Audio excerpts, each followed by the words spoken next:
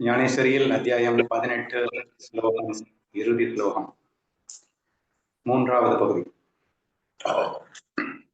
இதுக்கப்புறமா நிறைய விஷயங்கள் சொல்லிட்டு இருக்காரு. இதுல இப்ப பர்டிகுலரா நம்ம பார்க்க போறது கீதையின் பெருமை. பகவத்கீதை அப்படிங்கிற இந்த கிரந்தத்தின் பெருமை அப்படிங்கிறத ஞானதேவர் வர்ணிக்கிறார். படிக்கிறேன், கேளுங்க. இந்த 700 ஸ்லோகங்களும் இந்த கீதைக்கு 700 பாதங்களாய் ஏற்பட்டு இவனை நடத்தி கொண்டு போகின்றன என்றும். நமக்குலாம் எத்தனை பாதம் இருக்கு?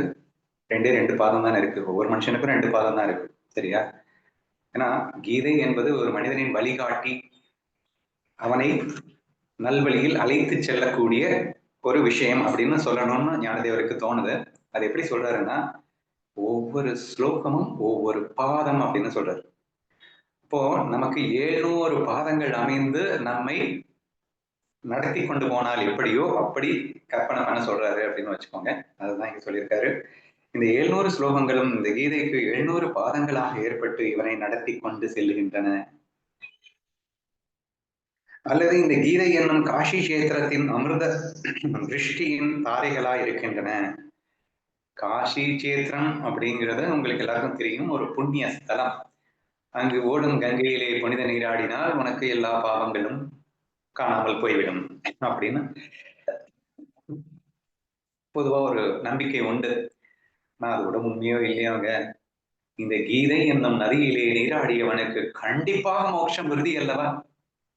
ஏன்னாங்க அந்த காஷி கஷேத்திரம்னு சொல்றதுக்கு என்னன்னா, இதுதான் உண்மையான புண்ணிய ஸ்தலம். கீதை தான் புண்ணிய ஸ்தலம்.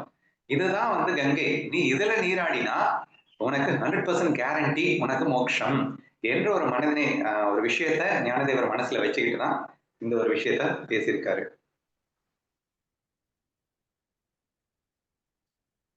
என்றும் சொல்லம் அமையும். அல்லது அவை ஆத்ம ராஜாவின் சபையாகிய இந்த கீதைக்கு 700 ஸ்தம்பங்களாக அமைந்திருக்கின்றன என்றும் சொல்லலாம். ஒரு ஓமைப்படுத்துற ஒரு பெரிய மண்டபம் இருக்கிற மாதிரி இமேஜின் பண்ணுங்க. அந்த ஆத்மராஜா, அந்த சபைக்கு ஒரு பெரிய சபை, அந்த சபைக்கு ஆத்மராஜா அப்படிங்கிற அந்த சபைக்கு 700 தூண்கள் ஆளால் அமைந்த அந்த சபை. சரியா? 700 தூண்களால் அமைந்த ஒரு சபையாக இந்த கீதையை கற்பனை பண்ண சொல்றாரு. அந்த கீதைக்கு ஆத்மராஜா அப்படின்னு அந்த சபைக்கு பேரு. அல்லது கீதை 700 ஸ்லோகங்களாகிய சப்த சதி மந்திரங்களால் பிரதிபாதிக்கப்பட்ட சப்தசதி தேவி என்றும், அதாவது ஒவ்வொரு ஸ்லோகமுமே ஒரு மந்திரம் என்று சொல்லப்படுகிறது. சோ சப்த அப்படின்னா 7, சப்த சதி தேவி என்றும், அப்படி ஒரு தேவி இருக்கா அப்படின்னு எனக்கு கரெக்டா தெரியல. சப்தசதி தேவி என்றும் சொல்லலாம். அவன் மோகம் என்ற மகிஷாசுரனுக்கு கொன்றது காளி தேவி தானே சொல்லுவாங்க. சரி, இருக்கட்டும். மோகம் என்ற மகிஷாசுரனுக்கு மோட்சத்தை கொடுத்து விட்டு ஆனந்தப்பட்டு கொண்டிருக்கிறாள் என்றும் சொல்லலாம். இப்போ தேவி பொதுவாகவே தேவி சமகாரம்னு சொல்லிட்டு அசுரனை வதைப்பதுதான் தேவியினுடைய வேலையாக இருக்கும். அப்ப நீங்க சிம்பிளா கீதையை ஒரு தேவியாக இமேஜின் பண்ணுங்க. என்ன தேவி? உங்களுக்குள்ள இருக்கக்கூடிய அரக்கனை கொள்ளும் தேவியாக நீங்கள் கற்பனை செய்தாலும் இந்த கீதையை சொல்லலாம் அப்படிங்கிற அந்த ஒரு ஃபீலிங்கோட இந்த ஒரு விஷயத்தை எழுதுனதா புரிஞ்சுக்கோங்க. சரியா?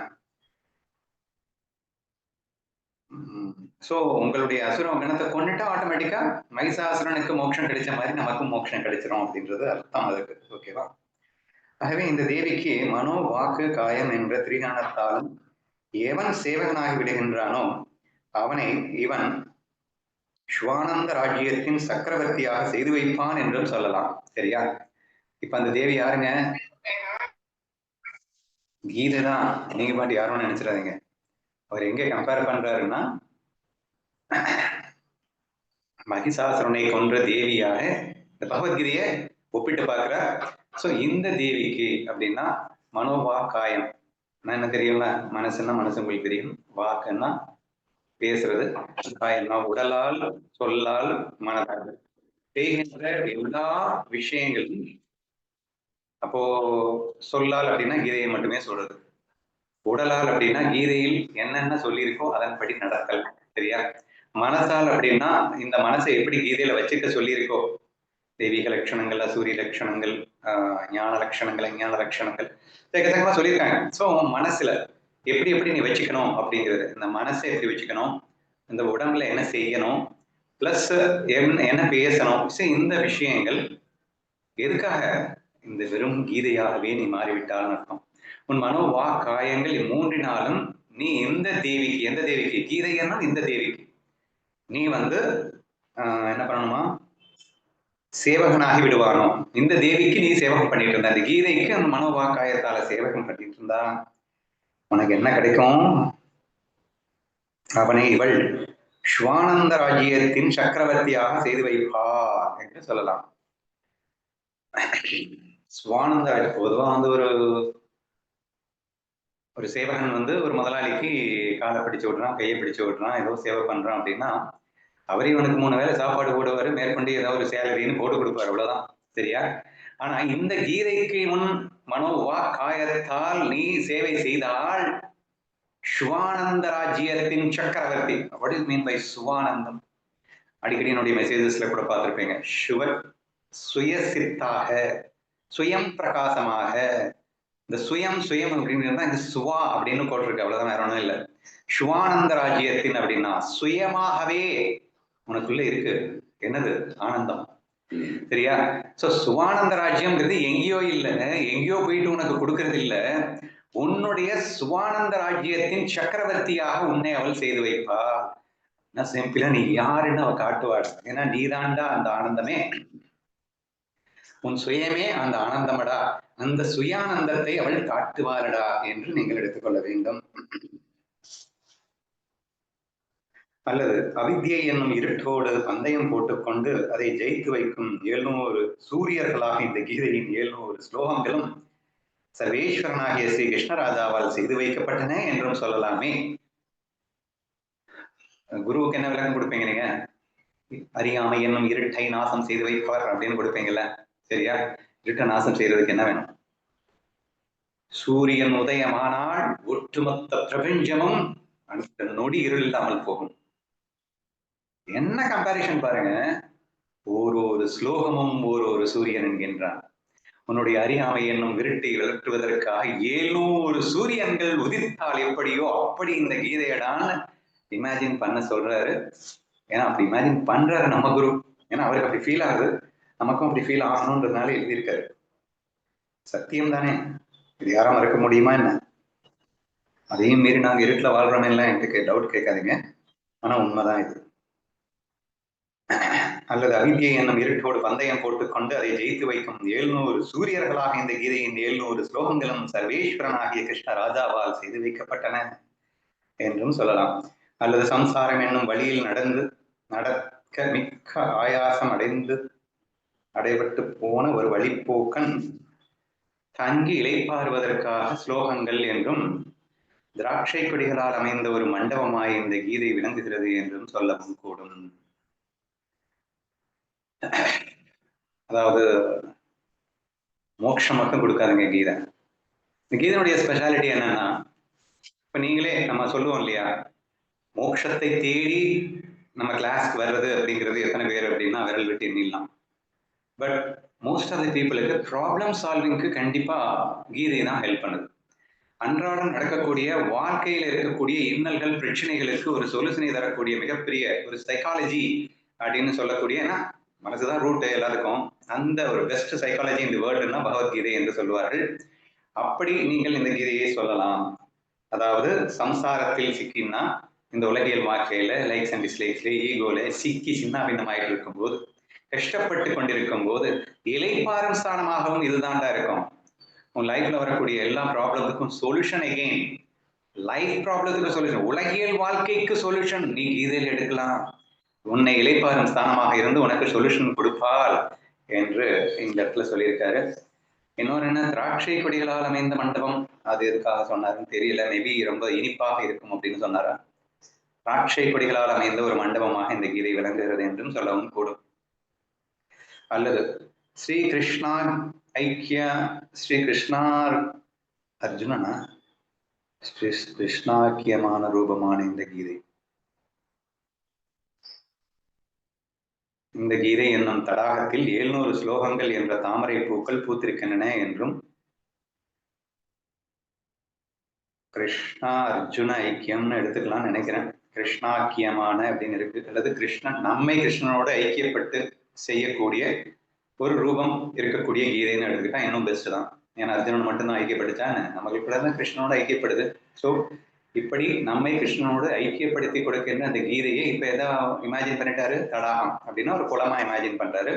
அந்த குளத்துல பூக்கப்பட்ட 700 தாமரை பூக்களா இமேஜின் பண்ண சொல்றாரு இந்த கீதை. ஓகேவா? தாமரை பூக்கள் பரிமளத்தை பூத்திருக்கின்றன என்றும், அந்த தாமரை பூக்களின் பரிமளத்தை சாதுக்கள் என்ற தேனீக்கள் சேவித்துக் கொண்டிருக்கிறார்கள் என்றும் சொல்லலாம். அது என்ன பண்ணிட்டு இருக்கு? சும்மா உட்காந்துருக்கு. சோ அது எல்லா சாதுக்களுக்கும் சுகந்தத்தை அள்ளித்த, சுகந்தம்னா இந்த இடத்துல ஞானம்னு எடுத்துக்கோங்க, அள்ளி தந்த வண்ணம் இருந்து கொண்டிருக்கின்றன என்று புரிந்து கொள்ள வேண்டும். அல்லது இவை ஸ்லோகங்கள் அல்ல என்றும், கீதா தேவியின் பெருமையே சதா பாடிக்கொண்டிருக்கும் ஸ்துதி பாடகர்கள் என்றும் சொல்லக்கூடும். ஒவ்வொரு ஸ்லோகங்களே இல்லையா, இந்த கீதைங்கிற ஒரு அற்புதமான விஷயத்திற்கு ஸ்துதி பாடல்களாகவும் இதை நாம் எடுத்துக்கொள்ளலாம் அப்படிங்கிற ஒரு விஷயத்த சொல்லியிருக்காரு. அப்படின்னு தன்னையே தன்னை வந்து புகழ் பாடிக்குதா அப்படின்னு நீங்க கேட்கணும்னு அவசியம் இல்லை.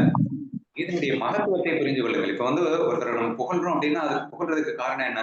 அவருடைய அந்த மகத்துவத்தை நாம் புகழ்கின்றோம் இல்லையா? ஒரு பெருசா ஏதோ ஒண்ணு சாதிச்சிருந்தா அவங்கள தானே புகழ்வோம். இப்படி ஒவ்வொரு ஸ்லோகங்களுமே ஒரு மிகப்பெரிய சாதனையாக இருக்கின்ற காரணத்தினால் இந்த ஒவ்வொரு ஸ்லோகமே அதுக்கு துதி பாடல்களாகவும் நாம் எடுத்துக்கொள்ளலாம். ஏன்னா அது சாதனைன்ற ஒரு ஃபீலிங்ல அதை நீங்க சொன்னதான் தான் நீங்க எடுத்துக்கணுமே தவிர இது தன்னைத்தானே வந்து புகழுதா அப்படின்னு எடுத்துக்க வேணாம். ஓகேவா?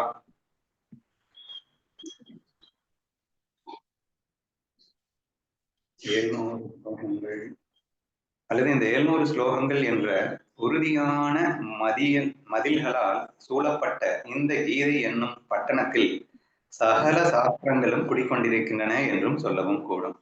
அது ஒரு பெரிய விஷயம், ஏற்கனவே சொல்லிட்டாங்க. எப்படி சொன்னாரு? 1.5 கோடி ஸ்லோகங்களால் அமைந்த பாரதத்தை 700 பாரதம், அதாவது 2 3 வந்தது மறந்துட்டேன். 1.5 கோடிக்கு தான் வந்தது போன 1.5 கோடி பாரதம், அதாவது ஆமா 1.5 கோடி கிரந்தங்களால் ஏற்பட்ட பாரதத்தை சிற்றுருவு கொண்டு இந்த பாரதத்தின் சாரம் முழுவதும் கீதையின் 700 ஸ்லோகங்களுக்குள் அடங்கி போயிற்று அப்படின்னு சொல்லி, அந்த 700 ஸ்லோகங்களும் இந்த கடைசி ஸ்லோகங்கள் அடங்கி போயிற்று அப்படின்னு முதலே சொல்லியிருந்தாங்க. சேம் திங் இங்கதான் வருது. ஸோ ஒட்டுமொத்த சாஸ்திரம், இதிகாசம், புராணம், உபனிஷத்துக்கள் எல்லாத்தினுடைய சாரத்தை இங்கே நான் வந்து கொடுத்திருக்கேன் அப்படிங்கிறதுனால அந்த ஒட்டுமொத்த சாஸ்திரங்களின் சாரமாக இது அமைந்திருக்கிறது அப்படின்னு கூட நீங்க எடுத்துக்கோங்க அப்படிங்கிறாரு. இது என்னும் பட்டணத்தில் சகல சாஸ்திரங்களும் குடிக்கொண்டிருக்கின்றன என்றும் சொல்லவும் கூடும். அல்லது இந்த ஸ்லோகங்கள் என்ற கைகளை பரப்பி கீதாதேவி தன் பதியாகிய பரமாத்ம சுரூபத்தை ஆலிங்கனம் செய்து கொண்டிருக்கிறாள் என்றும் சொல்லலாம். இந்த ஸ்லோகங்கள் எல்லாமே தன் பதியாகிய பரமாத்மாவை ஆலிங்கனம் செய்து கொண்டிருக்கிறது என்றும் கூட சொல்லலாம் அப்படின்னு சொல்லியிருக்காரு. அது ஏன் அப்படி சொன்னாரு? ஸ்லோகங்கள் படிக்கிறவன் யாரு? நம்ம தான் படிக்கிறோம். ஸ்லோகங்கள் ஒவ்வொன்றையும் நீ படிக்கும் போது உன்னுடைய சொரூபம் என்ன? பரமாத்மா. ஒவ்வொரு ஸ்லோகமும் உன் சொரூபமான அந்த பரமாத்மாவோடு ஆலிங்கனம் செய்து கொள்ளும் ஒரு விஷயத்தை செய்து காட்டுகின்றன என்றும் சொல்லலாம். இன்னைக்கு நான் பாட்டுல ஒரு விஷயம் இதே மாதிரி வந்தது, ஆலிங்கனம்னு. இனிஷியலி 50வது ஸ்லோகத்துல தான் என்ன சொன்னாருன்னா, இந்த விஷயங்கள் இருக்கு இல்லையா, இந்த ஒட்டுமொத்த விஷயங்கள் இருக்கு இல்லையா, இந்த எல்லா விஷயங்களுமே நீ பரமாத்மா ஆயிட்ட அப்படின்னா இந்த ஒட்டுமொத்த உலகத்தையே நீ ஆலிங்கனம் பண்ணா எப்படியோ அப்படின்னாரு. சரியா? ஏன்னா எல்லாமே நான் தானேங்க, நீ என்னத்தை போய் நான் ஆலிங்கனம் பண்றது? So when you realize who you are, நீ யாருன்னு ஒண்ணு புரிஞ்சுக்கும் போது at the same moment நீ என்னவா மாறுறன்னா ஒட்டு மொத்த பிரபஞ்சமே நீதான் என்று மாறிவிடுகின்றாய். அப்போ உன்னால மட்டும்தானே இந்த ஒட்டுமொத்த ஒரு பிரபஞ்சத்தையே ஆலிங்கனம் செய்ய முடியும். வேற யாரால செய்ய முடியும்? ஆகாயம் இருக்கு அப்படின்னு சொன்னா ஆகாயத்துல எல்லாமே இருக்கு. அந்த ஆகாயத்தால மட்டும்தான் இந்த ஒட்டுமொத்த ஆகாயத்தில் இருக்கக்கூடிய எல்லாத்தையுமே ஆலிங்கனம் செய்து கொண்டிருக்கிறது தானே அர்த்தம். இப்போ உனக்கு முன்னாடியும் ஸ்பேஸ் இருக்கு, எனக்கு பின்னாடியும் ஸ்பேஸ் இருக்கு, எங்கேயும் ஸ்பேஸ் இருக்கு.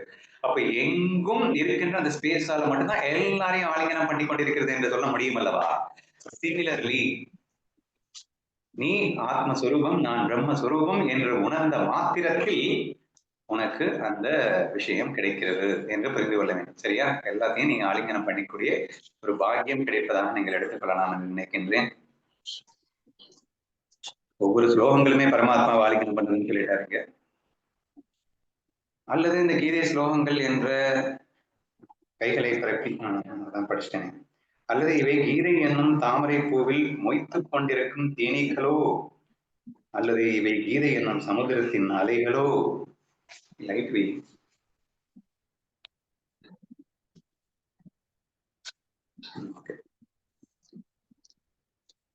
கீதை என்னும் தாமரை பூவில் மொய்த்துக் கொண்டிருக்கும் தேனீக்களோ, ஞான தாகமுடையவர்கள் மொய்த்துக் கொண்டிருக்கணும். தாமரை பூவில் மொய்த்துக் கொண்டிருக்கும் தேனீகளோ, அல்லது கீதை என்னும் சமுதிரத்தின் அலைகளோ, இதெல்லாம் எல்லாமே அற்புதமாவே இப்ப சொல்லிட்டு போறாரு பாருங்களேன். கீதைங்கிறது கடல்னா 700 ஸ்லோகங்கள் அப்படிங்கிறது அதில் உள்ள அலைகள். ஒவ்வொரு ஸ்லோகமும் வேற வேற மாதிரி தான் இருக்கும். ஒண்ணு கர்ம யோகத்தை சொல்லணும், ஒண்ணு பக்தி யோகத்தை சொல்லணும், ஒண்ணு ஞான யோகத்தை சொல்லணும் அப்படிங்கிறதுக்காக வேற வேற கிடையாதுடா, எல்லாம் ஒண்ணுதான்டா என்று இன்டைரக்டா இண்டிகேட் பண்ணக்கூடிய ஒரு எக்ஸாம்பிளாக இது அமைகிறது என்று நினைக்கின்றேன். சோ கீதையை சமுத்திரமாகவும் அதனுடைய 700 ஸ்லோகங்களை அலைகளாகவும் சொல்லலாம் அப்படின்னு ஒரு அவமானப்படுத்துறாரு. அல்லது இவை ஸ்ரீஹரியின் ரதமாகிய கீதையில் பூட்டப்பட்டிருக்கும் குதிரைகளோ என்றும் சொல்லப்பட்டிருக்கின்றன. ஸ்ரீஹரியின் ரதமாகிய கீதையில் பூட்டப்பட்டிருக்கும் குதிரைகளோ, இன்னும் முழுக்க முழுக்க அந்த ஈஸ்வரன் அல்லது பரமாத்மாவினால் ஏவப்பட்டவைதான் இந்த ஸ்லோகங்கள். அதாவது எழுதுனது கண்ணன் தான். அதாவது டைரக்டா கண்ணன் இருந்து வந்த ஸ்லோகங்கள் நீங்க புரிஞ்சுக்கிட்டா போதும். சோ இது யாரோ கிட்ட இருந்தா வந்ததில்லை, அவனால் கொடுக்கப்பட்ட, அவனால்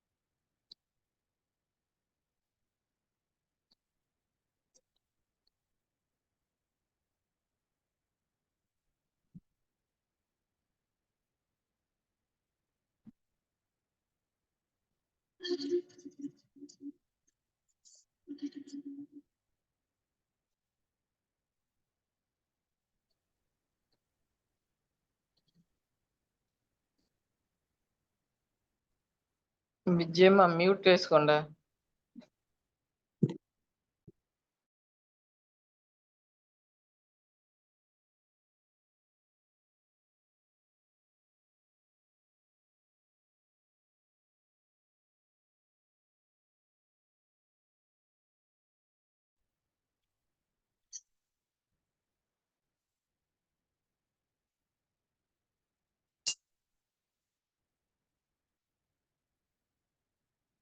சரிம்மா, இடையில நெட்டு கட் ஆயிடுச்சு.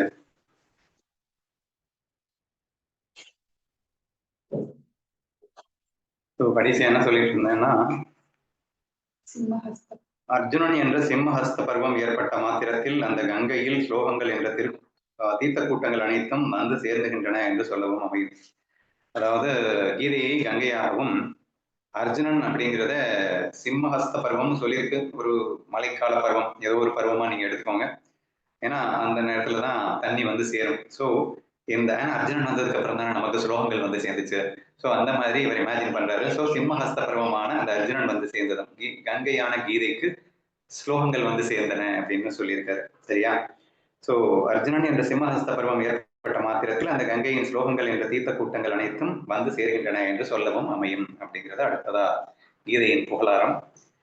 அல்லது இவைகள் கேவல ஸ்லோகங்கள் அல்ல என்றும் சம்சார சிந்தையை முற்றிலும் ஒழித்துக் கொண்டு பரபிரம்மத்தையே அடைய வேண்டும் என்று ஆசைப்படும் சாதுக்கள் அபீஷ்டத்தை பூரணம் செய்து தரும் சிந்தாமணிகள் என்றும்.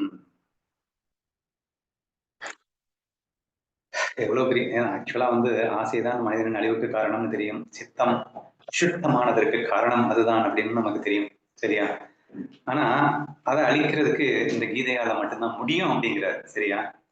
ஸோ கேவல ஸ்லோகங்கள் அல்ல என்றும் சம்சார சிந்தையை முற்றிலும் ஒழித்துக் கொண்டு, சம்சார சிந்தைங்கிறது எங்க இருந்து வரும்னு நினைக்கிறீங்க? ஆசையில இருந்து தான் வரும். இங்க என்ன ஆசைன்ற வார்த்தையே இல்லை அப்படின்லாம் கேட்காதீங்க. ஆசைதான் சம்சார சிந்தைக்கு மூல காரணமாக இருக்கின்றது. ஸோ சம்சார சிந்தையை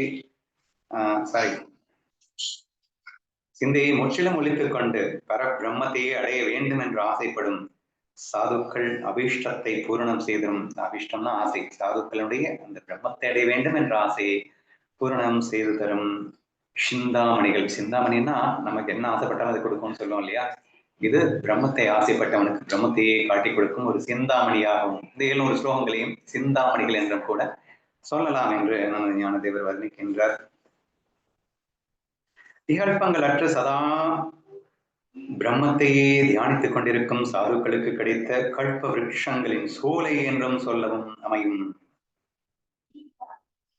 அதாவது பிரம்ம பாவனையே இருக்கக்கூடிய சாதுக்களுக்கு கல்பக விருட்சமாக இந்த கீதை அமைகின்றது அப்படின்னு சொல்லியிருக்காரு. ஆக்சுவலா அந்த கல்பக விருட்சம் கிடைச்சதுனாலதான் அவங்களால அந்த மாதிரி இருக்க முடியுது அப்படின்னு நான் எடுத்துக்கிறேன். சரியா? என்றும் சொல்லவும் அமையும். இப்படிப்பட்ட 700 ஸ்லோகங்களுக்குள் ஒவ்வொன்றும் மற்றவைகளை காட்டிலும் விஞ்சினதான பெருமை படைத்ததாக இருக்க எந்த ஸ்லோகத்தை தனித்து எடுத்து கொண்டாடத்தக்கதாக இருக்கிறது? எப்படி நான் வந்து தனித்தனியா கொண்டாட முடியும்? ஒண்ணுக்கு மிஞ்சி இன்னொன்னு இருக்கு. ஆனா இதை பாராட்டவா அதை பாராட்டவான்னு எனக்கு தெரியலையே என்று ஞானதேவர் சொல்லிக் கொண்டிருக்கும் போதே அவருக்கு தான் எக்ஸாம்பிள்னா தனிப்பட்ட பாடாச்சு. ஒரு எக்ஸாம்பிளோட சொல்றாரு பாருங்க. காமதேனுக்களை பார்த்து ஒன்று கறவையா ஒன்று கறவையாடென்றும் ஒன்று கறவை மாறிப்போனது என்றும். காமதேனுவை பார்த்து ஒன்று கறவையாக இருக்கின்றது என்றும் ஒன்று கறவை மாறிப்போனது என்றும் எப்படி சொல்ல முடியும்? எக்ஸாம்பிள் புரியுதுன்னு நினைக்கிறேன். பொதுவாக மாட்டுல வந்துங்க கறவை மாட்டுக்கு விலை ஜாஸ்தி. ஏன்னா பால் கொடுக்கும். பால் வெத்திருச்சு அப்படின்னு சொன்னா அதனுடைய விலை வந்து கம்மி. திருப்பி அதை குட்டி போட்டு அதுக்கு பால் கறக்கும் போது உடனே வந்து அதனுடைய வேல்யூ வந்து இன்க்ரீஸ் ஆகும். ஆனா இந்த ஸ்லோகங்களினுடைய வேல்யூ அப்படிங்கிறது எங்க கம்பேர் பண்றாரு பாருங்க. காமதேனுவை கம்பேர் பண்றாரு. நம்ம சாதாரண மாடு என்ன கொடுக்கும்? வெறும் பால் தான் கொடுக்கும். அதுவும் கறவை நேரத்துல கொடுக்கும். திருப்பி வந்து ஒரு காலகட்டத்துக்கு அப்புறமா அது கறவை மாடு இல்லைன்னு சொல்லிடுவாங்க அப்படிங்கிற மாதிரி ஆயிடும். காமதேனு என்னது? பால் மட்டும் இல்லைங்க, நீங்க கேட்டது எல்லாமே கொடுக்கக்கூடிய ஒரு மாடுங்க. அப்படின்னா கீதைங்கிறது என்ன வெறும் கறவை மாடா? நான் வந்து இது நல்லா இருக்கு, இது இங்க நல்லா இல்லை, இந்த நேரத்துல நல்லா இருக்கு, அந்த நேரத்துல நல்லா இல்லைன்னு சொல்றது. எப்பயுமே பெர்மனண்டா இந்த கீதை வந்து அந்த காமதேனு மாதிரி என்று விளக்கம் கொடுத்திருக்கிறார். தீபங்களில் ஒன்று முந்தினது ஒன்று பிந்தினது என்றும், சூரியர்களுக்குள் ஒருவன் பெரியவன் ஒருவன் சிறியவன் என்றும், அமிர்த கடலுக்குள் ஒன்று ஆழ்ந்தது ஒன்று ஆழமற்றது என்றும் பேசுவதுண்டா? ஒரு ஸ்லோகத்துக்கு இன்னொரு ஸ்லோகத்தும் பெருமை பாராட்டினால முடியல. Every shloka is equally important அப்படிங்கிற அந்த ஒரு விஷயத்த இத்தனை எக்ஸாம்பிள்ல சொல்றாரு. ஸோ 2 தீபத்தை ஏற்றி வச்சுட்டு இந்த தீபம் வசந்தது, இந்த தீபம் 2 சூரியனை ஏற்றி வச்சுட்டு 2 சூரியன்ல இது பேசுது. எல்லாமே வெளிச்சம் தானே கொடுக்குது. ஈக்குவலி வெளிச்சம் கொடுத்துட்டு இருக்கும்போது இது வந்து பெருசு இது சிறுசுன்னு என்னடா எப்படிடா சொல்ல முடியும் அப்படின்ற மாதிரி சொல்றாரு. அதே மாதிரி அமிர்த கடல்லங்க ஒரே ஒரு சொட்டு கிடைச்சா போதுங்க, நீங்க இளமையா மாறிடுவீங்க, வியாதி குணமாயிடும், நீங்க வந்து சாகவே மாட்டீங்க அப்படின்னு சொல்லிட்டு எக்கச்சக்கமான அந்த குணங்கள் இருக்கு இல்லையா? அமிர்தத்தோட ஒரு திவலை கிடைச்சாலே போதுமா? அமிர்த கடல் கிடைச்சா என்ன? அமிர்த கடல் ஒண்ணு ஆழமா இருந்தா என்ன, ஆழம் இல்லாம இருந்தா என்ன, ஒரு சொட்டே போதுமே அப்படிங்கிற மாதிரி இருக்கும்போது இந்த கீதையினுடைய ஸ்லோகங்கள்ல நான் எப்படி வந்து ஒண்ணு உசந்தது தாழ்ந்ததுன்னு சொல்லி காட்டுவேன் என்று சொல்லுகின்றார். ஏனென்றால் அனைத்தும் ஒரே விதமாக பயன்படுகின்றனவையாக இருக்கின்றன. பாரிஜாத புஷ்பங்களின் புதியது பழையது என்ற வித்தியாசம் இராதது போலே பாரிஜாத பூக்கள் வந்து வாடாதுங்க. இது சொர்க்கத்துல மட்டுமே கிடைக்கக்கூடிய ஒரு பூ. அதனால இது எல்லாமே புதுசா தான் இருக்கும். எப்ப நீங்க பார்த்தாலும் அது புதுசா தான் இருக்கும். புதியது பழையது என்ற வித்தியாசம் இராதது போலே இந்த ஸ்லோகங்களுக்குள் ஒன்று முதலாவதென்றும் ஒன்று கடைப்பட்டதென்றும் சொல்ல முடிவதில்லையே. இந்த ஸ்லோகங்களுக்குள் பெருமை சிறுமை என்ற வித்தியாசம் இல்லை என்று இன்னமும் நியாயங்கள் எடுத்து கூறத்தான் வேண்டுமா? சொன்னது பத்தாதா? போதும் அப்படிங்கிறார் அவரே. ஆன்றியும் இந்த விஷயத்தில் படிக்கப்பட்ட விஷயம் படிக்கிறவன் என்ற வித்தியாசமும் இல்லை, படிக்கப்பட்ட விஷயம் படிக்கிறவன் என்ற வித்தியாசமும் இல்லை. போற போக்குல ஒரு அட்வைஸத்தை பூத்திட்டு போறாரு. சரியா? ஸோ நீங்க வந்து இதனுடைய ஸ்பெஷாலிட்டி என்னன்னு கேட்டீங்கன்னா, கீதையை படிச்சு முடிக்கும் போது நான் படிப்பவன், இது கீதை என்ற அந்த வித்தியாசம் இருக்குல்ல, அது காணாம போயிடும். ஏன்னா நீங்க ஒன்னஸ் ஃபீல்ல இருப்பீங்க அங்க. ஸோ வேற வேறன்னு பிரிச்சு பார்க்க முடியாத ஒரு ஸ்திதிக்கு நீங்கள் ஆகிவிடுவீர்கள். நீங்கள் கீதையாகவே மாறிவிடுவீர்கள் அப்படின்னு கூட புரிஞ்சுக்கலாம். ஏனென்றால் இதில் அறியப்பட வேண்டிய விஷயமும் அறிகிறவனும் ஸ்ரீகிருஷ்ணனே, இது யாவரும் அறிந்த விஷயமே. கீதைங்கிறத விட கண்ணனே சொல்லிட்டான். சோ நீ படிச்சு முடிக்கும் போது நீ கண்ணனாவே மாறிடுவடா. ஏனென்றால் கண்ணன் தான் இங்கே விஷயமாகவே வந்திருக்கின்றான். அதனால் அறியப்பட வேண்டிய விஷயமும் அறிகிறவனும் இங்கே ஸ்ரீகிருஷ்ணனே, இது யாவரும் அறிந்த விஷயமே. அறியப்பட வேண்டிய விஷயம் ஸ்ரீகிருஷ்ணன் தான் புரியும். அறிபவன் ஸ்ரீகிருஷ்ணன்கிறாங்க. நம்ம தானே அறிஞ்சுக்கிட்டு இருக்கோம், நம்ம என்ன ஸ்ரீகிருஷ்ணனா என்று உங்களுக்கு நினைக்க தோன்றுகிறது. ஆனால் சத்தியம் அதுதானே, இதை சொல்லித்தானே ஆக வேண்டும். கிருஷ்ணனாக இருந்து கொண்டு நான் இல்லை இல்லை என்று மறுத்துவிட்டால் கிருஷ்ணன் இல்லை என்று ஆகிவிடுமா என்ன? சோ அந்த கீதைகள் சேவிப்பதால் ஏற்படும் இந்த கீதையை நம்ம வந்து வாசிக்கிறதுனால உங்களுக்கு என்னென்னலாம் பலன் கிடைக்கும் சொன்னாரு, மறுபடியும் சொல்ல போறாரு. I will continue tomorrow.